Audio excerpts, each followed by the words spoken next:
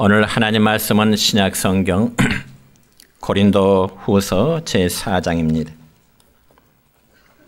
고린도 후서 제4장 7절부터 11절에 있는 말씀까지입니다. 제가 봉독해 드립니다. 우리가 이 보배를 질그릇에 가졌으니 이는 심히 큰 능력은 하나님께 있고 우리에게 있지 아니함을 알게 하려 함이라. 우리가 사방으로 우겨쌈을 당하여도 쌓이지 아니하며 답답한 일을 당하여도 낙심하지 아니하며 박해를 받아도 버림바 되지 아니하며 거꾸러뜨림을 당하여도 망하지 아니하고 우리가 항상 예수의 죽음을 몸에 짊어짐은 예수의 생명이 또한 우리 몸에 나타나게 하려 함이라. 우리 살아있는 자가 항상 예수를 위하여 죽음에 넘겨짐은 예수의 생명이 또한 우리 죽을 육체에 나타나게 하려 함이라. 아멘. 사랑과 축복의 메시지 나눕니다. 사랑하고 축복합니다. 사랑하고 축복합니다. 감사합니다. 오늘은 신약 성경 고린도후서 4장 7절로 11절에 있는 말씀을 중심해서 보배와 같은 성도라는 제목으로 말씀을 선포하고자 합니다. 여러분, 어느 집에 며느리가 들어왔는데 그 며느리 때문에 늘 싸움만 있던 가정이 평안해졌습니다. 그리고 그 집안에 기울어가던 사업도 며느리 때문에 번성했고 하는 일마다 아주 잘 되어갔습니다. 그러자 주변에 있는 모든 사람들이 새로 들어온 며느리를 향해서 그 집안에 참 보배라, 그러한 칭찬을 아끼지 않았습니다. 그러니 며느리는 시어른의 사랑을 받게 되고 또한 가족들에게도 인정을 받게 되었습니다. 이처럼 사람의 존재는 어디서나 인정받고 그리고 사랑받는 일이야말로 정말 아름다운 일이 되겠죠. 여러분, 특별히 구약성경 창세기 39장의 말씀을 보면 야곱의 아들인 요셉이 형들에 의해서 팔림을 받고 종의 신분으로 저 애굽 땅 포디발의 집으로 팔려가게 되었습니다. 그러자 요셉은 그 집에서 종의 신분으로 얼마나 성실하게 일을 하였던지 구약성경 창세기 39장 5절의 말씀을 보면 이런 말씀이 기록됩니다. 시작. 여호와께서 요셉을 위하여 그 애굽 사람의 집에 복을 내리심으로 여호와의 복이 그의 집과 밭에 있는 모든 소에 미친지라. 아멘. 그러니까 믿음의 사람 요셉으로 말미암아서 여호와의 복이 그 집주인인 포디발의 집과 모든 소유물에 넘치게 되었다라고 말씀하고 있습니다. 그래서 요셉은 자기의 주인 포디발로 인해서 칭찬을 받게 되고 그 집안의 총무라는 역할을 맡게 되기까지 되었습니다. 이처럼 종의 신분이었지만 요셉은 분명히 보배와도 같은 아름다운 존재가 된 것입니다. 그렇다면 우리 성도들 역시 당연히 하나 앞에 참으로 귀하게 쓰임받는 보배 같은 존재가 되어지기를 주의 이름으로 축원합니다. 그러면 과연 우리가 하나 앞에 보배로운 존재로 쓰임을 받기 위해서는 과연 우리는 어떤 삶의 자세로 살아가야 될까요? 첫째는 자신의 모습을 바로 볼 수 있는 은혜를 받는 사람이 되어야 되는 것입니다. 이는 다시 말씀드려서 하나 앞에 우리 각자의 존재는 마치 연약한 질그릇과도 같은 그런 존재임을 인정해야 된다는 겁니다. 그래서 오늘 본문에 읽었던 말씀 가운데 7절 첫 부분의 말씀을 보면 이런 말씀이 기록됩니다. 시작. 우리가 이 보배를 질그릇에 가졌으니. 아멘. 여러분, 질그릇이라면 흙을 빚어서 만든 그릇, 이것을 질그릇이라 그렇게 말하죠. 그래서 질그릇은 마치 아주 나약한 우리 인간들을 비유적으로 말하는 것인데 타락한 인간은 질그릇처럼 약하고 가치가 정말 낮다고 하는 그런 의미가 되는 겁니다. 뿐만 아니라 질그릇은 진흙을 빌려서 유황을 바르지 않은 채 그대로 구운 상태이기 때문에 모양이 투박할 수밖에 없고, 또한 작은 충격에도 쉽게 깨질 수밖에 없는 것이 바로 질그릇의 모습입니다. 그러므로 사도 바울이 인간을 마치 이 질그릇에 비유한 것은 인간의 모습이 그만큼 연약하다는 사실을 강조하기 위함인 것입니다. 여러분이요, 기독교의 신앙은 자신의 연약함을 인정하는 데부터 시작이 되어지는 것입니다. 그리고 사람은 자신이 참으로 연약한 존재라는 사실을 깨달을 때 능력의 주님, 그분을 찾게 되는 것입니다. 이는 마치 병든 사람이 자신의 병을 인정해야 이제 의사를 찾는 것과 마찬가지입니다. 그런데 사람이 자신의 연약함을 인정한다고 하는 것, 자신의 부족함을 인정한다고 하는 것, 그다지 쉽지 않을 것입니다. 그렇기 때문에 사람들의 마음속에 교만함이 있게 되는 것이고, 어쩌면 하나님을 향한 신앙을 갖지 않으려고 한다는 점입니다. 여러분, 인간은 스스로 아무리 강한다 할지라도 결국은 자신의 연약함을 인정할 수밖에 없는 것이 나약한 인간의 모습인 것입니다. 여러분, 저희 세대가 어린 시절에 박치기로 아주 유명한 프로레슬러가 있었는데 그분은 바로 김일 선수였습니다. 그리고 그분은 한 시대에 마치 스포츠의 우리나라의 영웅이었습니다.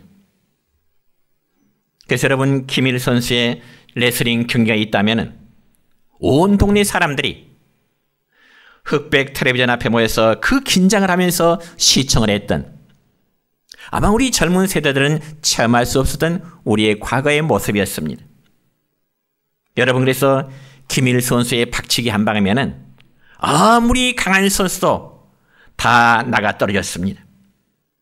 그렇지만 그분은 노년에 박치기 후유증으로 생긴 뇌 질환으로 인해서 20여 년 동안 고생하다가 고인이 되었던 것이죠. 뿐만 아니라 카라테 창시자로 알려진 최배달 씨, 본명은 최영희 씨지요. 그분도 역시 한때는 세계를 돌면서 당대 최고의 격투기 선수를 물리쳤던 카라테 창시자입니다. 그래서 그는 무인으로서 한때 세계에서 가장 강한 사람이라는 인정을 받았지만 그분도 역시 72세 때 폐암으로 별세를 했습니다. 그러니까 아무리 강한 사람도 실은 언제 깨질 줄 알 수 없는 그처럼 질그릇에 불과하다는 사실입니다. 그러므로 오늘 우리의 신앙생활은 사도 바울같이 자신의 질그릇같이 연약하는 존재라는 사실을 인정하는 데부터 우리의 참된 신앙은 시작되어지는 것입니다. 그럼에도 하나님의 은혜를 받기 전에는 자신이 연약한 존재라는 사실을 잘 인정하려고 하질 않습니다. 여러분, 사도 바울 역시 그가 다메섹에서 주님을 만나기 전에는 자신이 어떠한 존재인지에 대한 바른 인식이 없었습니다. 왜냐하면 사도 바울, 과거의 사울이라는 그 이름을 가지고 있을 때는 그는 좋은 가정 환경의 배경을 가지고 있었고, 또 유대인들 중에 극히 소수만이 가지고 있었던 로마의 시민권을 가지고 있었고요. 당시 최고로 알아주는 가말리엘 문화에서 율법을 공부했던 바로 엘리트의 길을 걸었던 사람입니다. 뿐만 아니라 그는 철학과 모든 학문에 아주 능통한 청년이었고요. 그 때문에 그는 바리새인으로 종교적 열심이 대단한 사람이었어. 대제사장이나 그 당시의 모든 종교 지도자로부터 아주 신임을 받았던 그러한 청년이었습니다. 그러다 보니까 스스로 자기 자신이 대단한 사람이라 생각하면서 혈기가 많고 그리고 교만함이 넘쳤던 바울의 과거의 삶, 즉 사울이라는 이름으로 샀을 때의 모습이었습니다. 여러분, 이처럼 사람이 하나님의 은혜를 받지 못하면 마치 바울처럼 자신을 대단한 사람인 것처럼 살아가게 되는 것입니다. 그래서 되지도 못한 자가 스스로 완벽한 자이처럼 그런 행세를 하면서 남을 무시하면서 함부로 방자히 그러한 행동을 하게 되는 것입니다. 이거 참 대단한 병입니다, 여러분. 여러분, 사람이 차라리 몸이 아프면 아픈 부위를 알건만은 은혜를 받지 못하여 인격이 병들고, 그리고 신앙이 병들면은 자신의 모습이 정말 어떤 위치인지를 전혀 모르게 됩니다. 그래서 함부로 말하고요, 함부로 행동하면서도 자신이 대단한 것처럼 스스로의 착각 속에 빠져 살아가게 되는 것이죠. 그렇지만 사랑하는 성도 여러분이요, 우리가 하나님의 은혜를 받으면 전혀 다른 사람으로 변화될 줄 믿으시기를 바랍니다. 여러분, 성경에 보면은 과거의 바울이 주님을 만나기 전에는 예수님에 대한 바른 지식을 갖지를 못했습니다. 오히려 예수는 하나님을 모독하는 예수라는 사람은 이단자로 생활했었고요, 또 예수님을 전하고 따르는 자들을 박해한 일에 매우 앞장섰던 사람이 과거 바울의 삶이었습니다.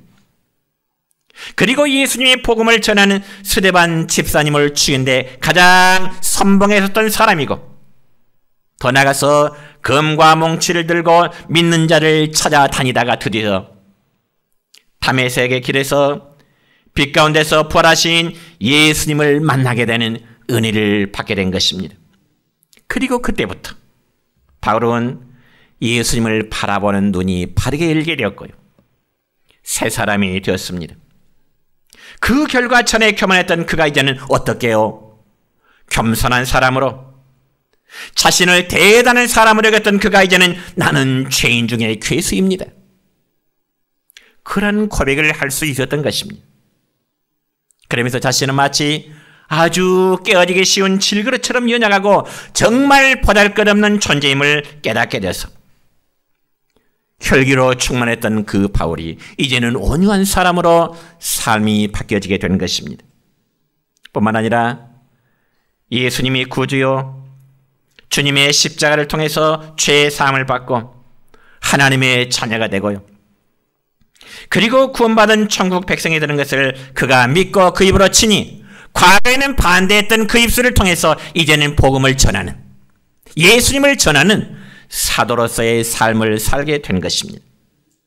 뿐만 아니라 전에는 예수 믿는 성도를 박해하는 자가 이제는 자신이 주의 복음을 위해서 박해를 받는 자가 되었던 것이죠. 이처럼 주님 앞에 거치는 자가 은혜를 받게 되면, 예수님을 알지 못했을 때는 정말 부족했던 우리가 은혜를 받게 되면 주님의 귀한 도구로 쓰임받는 보배로운 자가 되어짐을 믿으시기를 축원합니다.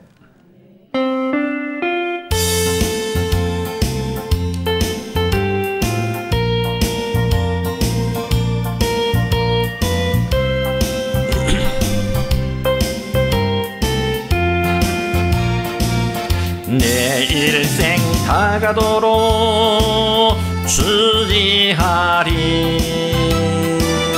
주 내게 기쁨 되네 주지하리. 전국길에 검은 폭풍 몰려올 때도 주 나를 놓지 않네 주지하리. 주는 내 친구, 진실한 친구, 세상 끝까지 주지하리. 전국길에 검은 폭풍 몰려올 때도 주 나를 놓지 않네 주지하리.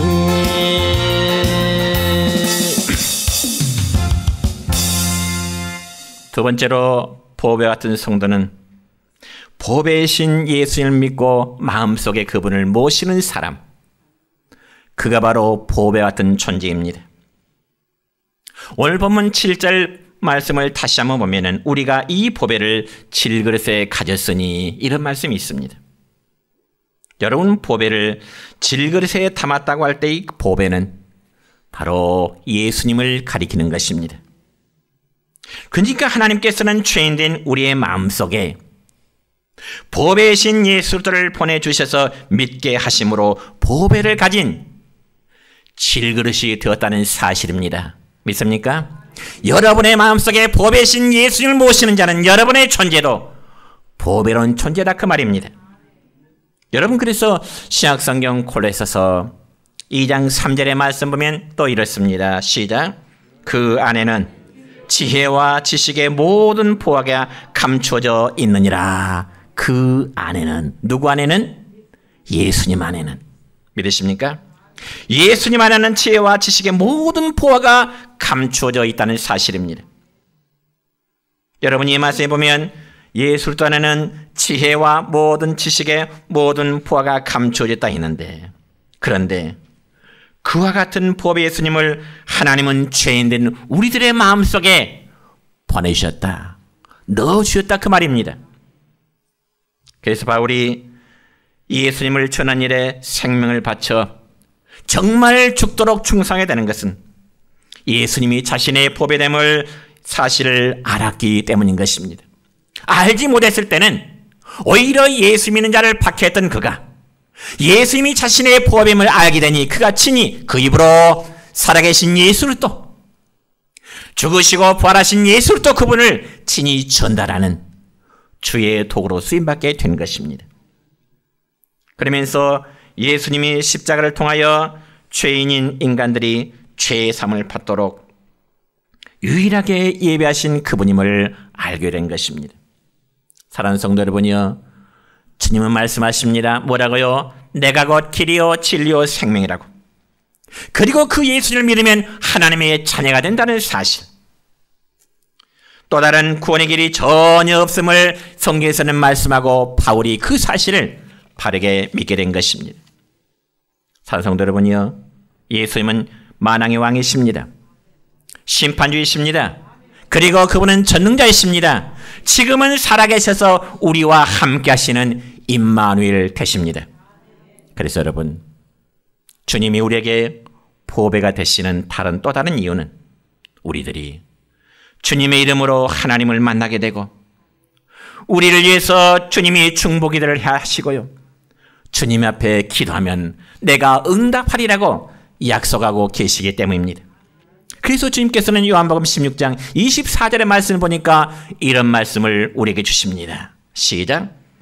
지금까지는 너희가 내 이름으로 아무것도 구하지 아니하였으나 구하라, 그리하면 받으리니 너희 기쁨이 충만하리라. 아멘. 우리는 보배신 주님을 평생 동안 여러분의 삶의 주로 섬기며 그 안에서 복을 누리시는 우리 내정교회 성도 여러분 되시기를 축원합니다. 그리고 여러분, 보배신 예수님을 믿는 자는 우리 자신도 역시 보배로운 존재라는 사실을 여러분 인정하시길 바랍니다. 여러분, 요즘은 질그릇 같은 그런 것은 아마 공짜로 준다고 해도 가져갈 사람이 없을 것입니다. 그런데 여러분, 만약에 그 질그릇과 똑같은 보잘것없는 그릇에 보물을 담아주면, 보배를 담아주면 상황이 달라져요. 다시 말씀드려서 질그릇 속에 보석을 담으면 무슨 그릇? 보석 그릇. 금을 담으면 무슨 그릇? 금 그릇. 음식을 담으면 무슨 그릇? 음식 그릇. 아무리 보잘것없는 흙으로 빚어서 만든 질그릇이랄지라도 그 속에 보석을 담으면 보석함이 될 것이고요, 금을 담으면 금그릇이 될 것이고요, 마치 음식물 숟갈 담으면 쓰레기 그릇이 될 겁니다. 중요한 것은 질그릇 그 자체가 중요한 것이 아니라 그 속에 무엇이 담겨져 있느냐, 그게 중요합니다.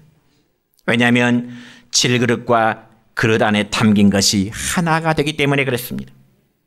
그래서 여러분, 질그릇처럼 보잘것없는 자라도 예수님을 마음속에 믿고 예수님을 영접하면 보배신 예수님 때문에 저와 우리의 모든 존재가 보배가 되고요, 하나님의 영광스러운 도구로 쓰임받게 될 줄로 믿습니다.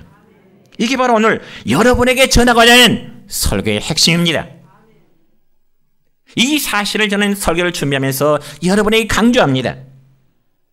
우리 한 사람 한 사람의 존재는 정말 보잘것없고 약한 존재이지만 우리 안에, 여러분 안에 예수를 향하는 믿음이 담겨져 있다면 우리 모두는 너무나 귀한 보배와도 같은 존재임을 인정하시기를 축원합니다. 여러분, 약 200년 전에 저 영국의 런던 시내 다리에서 실제로 있었던 일인데요. 어느 추운 겨울날 한 불쌍한 노인이 런던의 시내 어떤 다리 옆에서 지나가는 사람들로부터 동전 한 푼을 얻기 위해서 아주 낡은 바이올린을 연주하고 있었습니다. 그렇지만 그 노인의 신통치 않는 그 바이올린 솜씨에 지나가는 사람들이 관심도 없고 귀를 기울이지 않는 겁니다. 그러니 노인에게 동전을 넣는 사람 역시 아무도 없습니다. 그런데 마침 노인 앞을 지나가는 한 젊은이가 그 노인을 향해 이렇게 말합니다. 할아버지, 바이올린을 잠깐만 제게 좀 빌려주실 수 있을까요? 젊은 청년이 할아버지가 연주하는 바이올린을 잠깐 빌려서 연주를 하기 시작했습니다. 젊은이가. 그자 젊은이가 연주를 시작하자마자 똑같은 바이올린인데 노인이 연주할 때하고는 전혀 다른 소리가 나는 겁니다. 그리고 얼마나 아름다운 선율이 흘러나오는지 지나가는 사람들이 발걸음을 멈추고 그가 연주하는 곳으로 몰려들기 시작합니다. 그리고 젊은이의 연주에 감동을 받아서 돈을 던져넣기 시작합니다. 그리고 젊은이의 바이올린 솜씨의 추운 날임에도 불구하고 얼마나 많은 사람들이 모여들는지 교통에 방해가 될 정도였습니다. 급기야 경찰관이 출동해서 교통에 방해가 생기니까 사람들을 해산시키려고 했는데 젊은이의 연주를 들은 경찰관까지도 그 바이올린 연주에 흠뻑 빠져버렸습니다. 해산시키질 못했습니다. 여러분, 그 젊은 사람이 누구 연관이 그 당시에 가장 유명한 바이올리니스트인 나콜로 피가니라는 사람이었습니다. 니콜로 피가니, 당대 아주 훌륭한 바이올린 연주자였습니다. 여러분, 같은 바이올린인데 누가 잡느냐에 따라서, 누가 연주하느냐에 따라서 그 소리는 달라지게 됩니다. 마찬가지로 우리의 인생도 동일합니다. 우리가 주님의 손에 잡히는 순간부터 우리는 보배를 가진 질그릇에서 인생의 가치가 달라지게 되는 것입니다. 그렇다면 우리는 보배신 예수님 때문에 모든 것을 이기고 극복할 수 있어야 됩니다. 환경을 이겨내야 되고요. 우리의 나약함을 이겨내야 되죠. 주저앉아서는 안 됩니다. 물론 우리가 믿음으로 살아간다고 해서 만사가 형통하고 마치 복이 눈에 보이게 듬뿍 오면 좋은데 그렇지 않을 때도 있습니다. 아니, 어떤 때는 믿음의 생활을 하는데도 삶의 환경이 더 어렵고 더 힘들어지는 때도 없지 않아 있습니다. 그러면 우리가 정말 낙심하지 말아야 할 것은 세상을 이기신 주님이 저와 여러분과 함께 하시기 때문에 그렇습니다. 그래서 함께 하신 주님 때문에 어려움을 극복할 수 있는 힘을 얻게 되고요. 결국 그것은 모든 것이 합력하여 선을 이루게 하심이 곧 저와 여러분을 향하신 하나님의 마음이요, 하나님의 뜻인 것입니다. 오늘 본문 8절부터 9절까지의 말씀을 보면 이렇게 기록되네요. 시작. 우리가 사방으로 우겨쌈을 당하여도 쌓이지 아니하며 답답한 일을 당하여도 낙심하지 아니하며 박해를 당하도 버림받지 아니하며 거꾸로 뜨림을 당하여도 망하지 아니하고. 아멘. 이게 바로 보배신 예수님 믿고 살아가는 우리 성도의 삶의 자세가 되어야 되는 겁니다. 그런 반면에 조금만 어려우면 갈대처럼 이리저리 흔들리는 자세는 결코 바람직하지 않습니다. 여러분 잘 아는 대로 옛글에 초지일관이라는 사자성어가 있죠. 처음에 세운 뜻을 끝까지 밀고 간다는 뜻이죠. 처음과 나중에 항상 변함없는 자세, 초지일관 그렇게 말하죠. 여러분 우리의 신앙생활도 그런 결단의 자세를 가져야 됩니다. 직접적으로 표현하자면 신앙의 줏대를 가지라 그 말입니다. 이럴까 저럴까 동쪽 바람에 불면은 서쪽으로 흔들리고 서쪽 바람에 불면 동쪽으로 흔들리는 왔다 갔다 흔들리는 줏대 없는 신앙이 아니라 초지일관의 신앙을 가져야 한다는 것입니다. 여러분이 잘 아는 사람 가운데 미국 출생으로 헬렌 켈러라는 여인이 있었습니다. 헬렌 켈러, 그는 어렸을 때 열병으로 인해서 보지도 못하고 듣지도 못하고 말도 하지를 못하는 삼중고의 장애를 가진 여성이었습니다. 그럼에도 그는 대학 졸업 후에 장애인에게 관심을 가지고 전 세계 장애인 복지에 큰 공을 했는데 그가 남긴 말 중에 아주 마음에 와닿는 말이 있습니다. 그는 이런 말합니다. 우리 함께 같이 읽어볼까요? 나는 나의 역경에 대해서 하나님께 감사한다. 왜냐하면 나는 역경 때문에 나 자신, 나의 일, 그리고 하나님을 발견했기 때문이다. 아멘. 보배로운 믿음의 성도는 정말 역경과 고난 속에서도 감사할 수 있기를 축원합니다. 그러면서 긍정적인 삶으로 살아갈 수 있기를 축원합니다. 세 번째로 보배로운 성도는 창조주 하나님으로부터 인정을 받는 사람입니다. 여러분 하나님은 그런 자를 향하여 너는 내 것이라 그렇게 말씀하십니다. 너는 내 것이다. 이 점에서 여러분 구약성경 이사야 43장 1절의 말씀 보면 이런 말씀이 있네요. 시작. 야곱아 너를 창조하신 여호와께서 지금 말씀하시느니라. 이스라엘아 너를 지으신 이가 말씀하시느니라. 너는 두려워하지 말라. 내가 너를 구속하였고 내가 너를 지명하여 불렀나니 너는 내 것이라. 아멘. 마지막 끝부분의 말씀 내가 너를 지명하여 불렀나니 너는 내 것이라. 너라는 말을 우리 각자의 이름을 넣어서 한번 불러봅시다. 다시 5절 보여주세요. 내가 너를 지명하여 부를 내가 동수를 지명하여 부르나니 동수는 내 것이라. 너라는 말을 여러분 각자 이름을 넣어서 크게 함께 읽습니다. 시작. 내가 동수를 지명하여 부르나니 동수는 내 것이라. 여러분은 누구의 것이에요?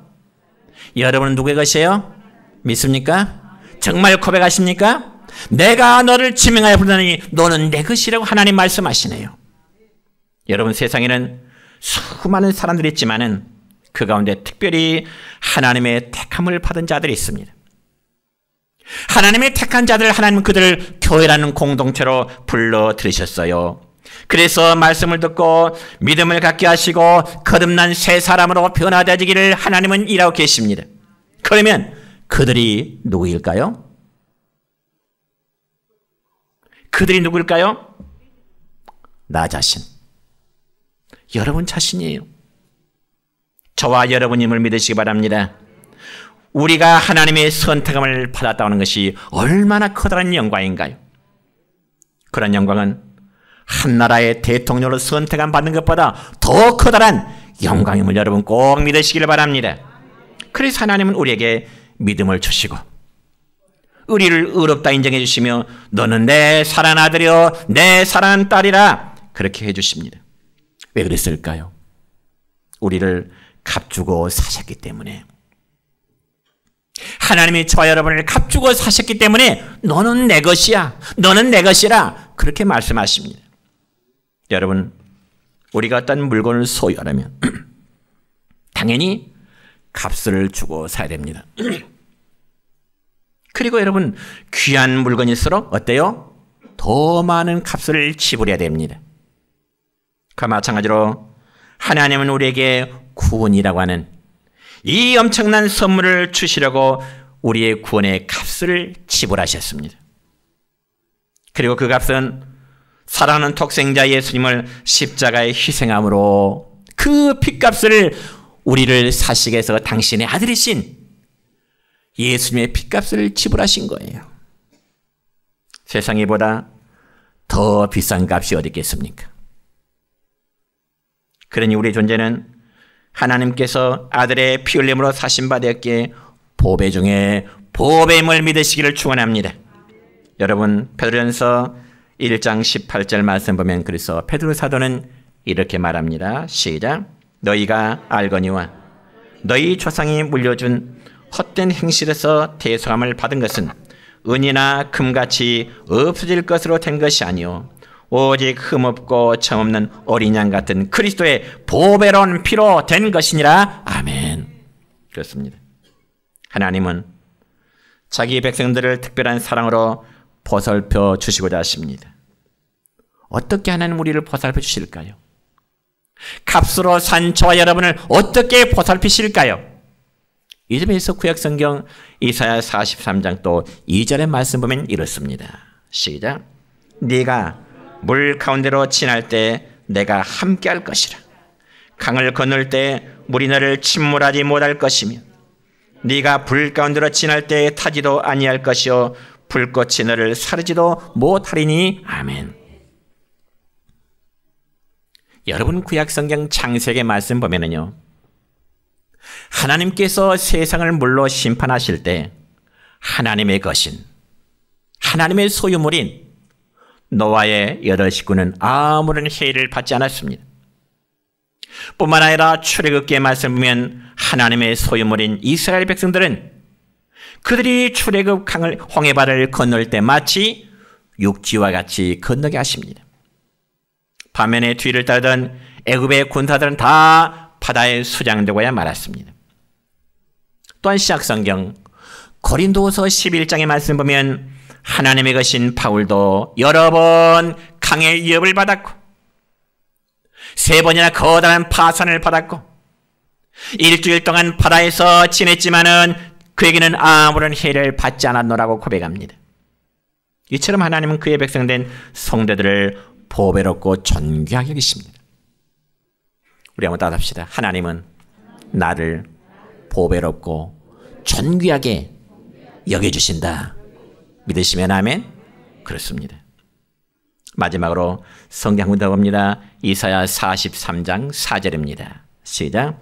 네가 내 눈에 보배롭고 존귀하며 내가 너를 사랑하였은즉 내가 내 대신 사람들을 내어주며 백성들이 내 생명을 대신하리니. 아멘. 여러분, 사도 바울은 하나님이 우리를 이해하시면 누가 우리를 대적하려? 하나님이 우리를 의롭다 하시는데 누가 우리를 정죄하려?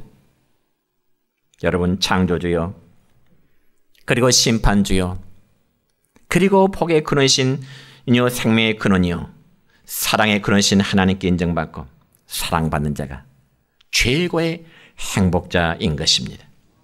바라기는 우리 모두 주님 앞에 보배롭고 존귀한 자들이기에 그에 합당한 삶으로 살아가시기를 다시 한번 주님의 이름으로 축원합니다.